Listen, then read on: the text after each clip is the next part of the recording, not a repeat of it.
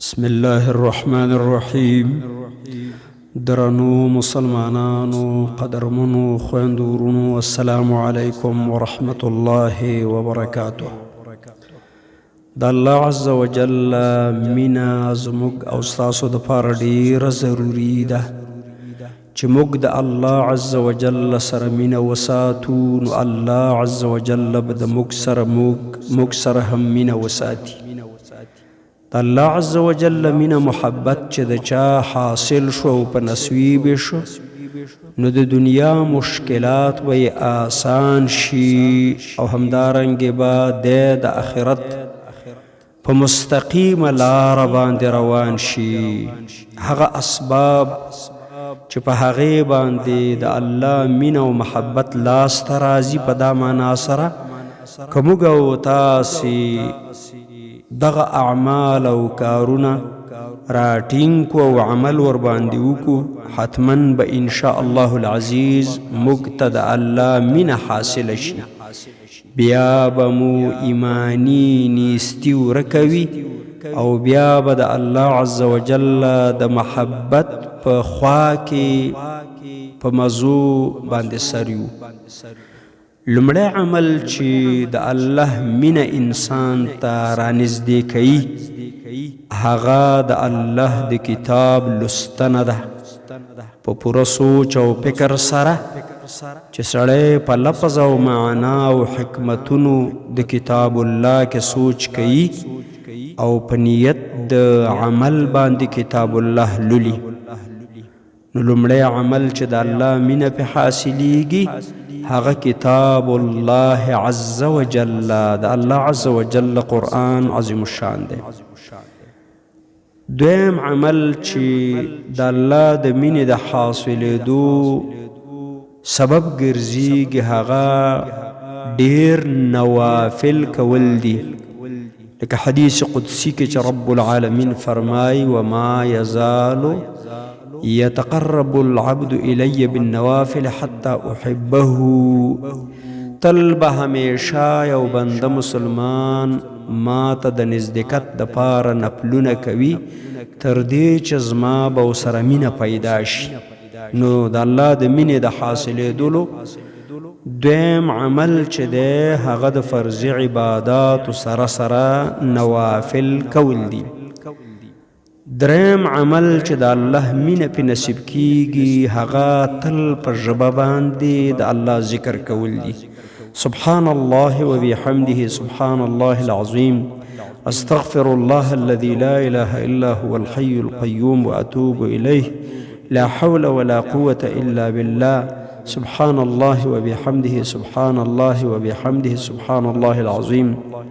پس زړه باندې ذکر الله کول، هم په ژبه او هم په زړه باندې، چې زړه د ژبې سره او ژبه د زړه سره برابر وي، او همدارنګې عملا ذکر الله کول چې هر کار په مسنونه طریقه ته اجرا کې مسلمانه د الله بندگی تا په مسنونه طریقه اجرا کړله، نو ستا ټول بدن عملا الله ته ذکر وکړه. لکه فرمایي چې نبی صلی الله علیه وسلم به و کان یذکر الله علی کل احیانه، تل به الله یادو. نو علماء کرام فرمایي چې د حدیث مطلب دا دی چې ټول کارونه عبادتونه به په شرع برابر اجرا کول، نو بیا یې خوب هم عبادت شمیرلی کېده. همدارنګې په ټولو حالاتو کې ذکر الله کول، په ټولو حالاتو کې ذکر الله کول، چې سهار انسان را پاڅېږي او وایي چې الحمدلله الذي احیانا بعدما اماتنا والیه النشور، او ماخوستن د ویده کېدو په حالت وایي چې بسمک اللهم اموت و احیا، اللهم بسمک اموت و احیا. او په دې منځنۍ د ورځې په اوږدو کې هم مسنون دعاګانې د ناستې پاستې، د خوراک او د څښاک او د راشه د درشه، د سلام اچول او ځوابول، ټول دا انسان تعقیب کی، نو دی د الله عز وجل ذکر کوونکی دی. او فرمای یا ایها الذین آمنوا اذکروا الله ذکرا کثیرا، اے مؤمنانو الله عز وجل ډیر ډیر یادوي. نو د ډیر یادولو معنا دا ده چې ټول شریعت او ټول اسلامی آداب او اخلاق په صحیح توګه اجرا کوي. دا په خپل عملا قولا قلبا ذکر الله دی. څلورم د الله عز وجل د محبت د حاصلېدلو لاره دا ده چې هغه څه چې الله ته خوښ دي هغه کوه، نه هغه څه چې ستا مغلوب او ناکامه نفس ته خوښ دي.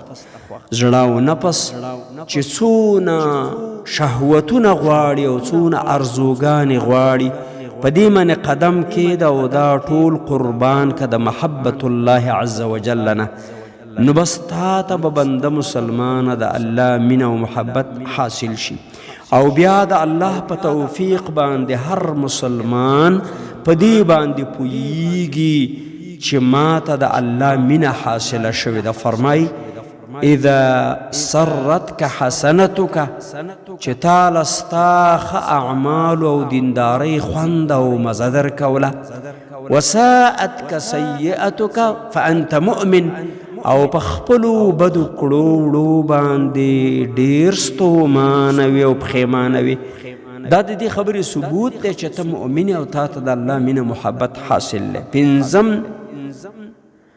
د الله د مینې د حاصلېدلو لاره او معنا دا ده چې بنده مسلمان د الله عز وجل په نومونو کې او په صفتونو کې او په کارونو کې سوچ وکړي، د هغې مطالعه وکړي، د هغې لوست وکړي، د الله عز وجل یو یو نوم راخله.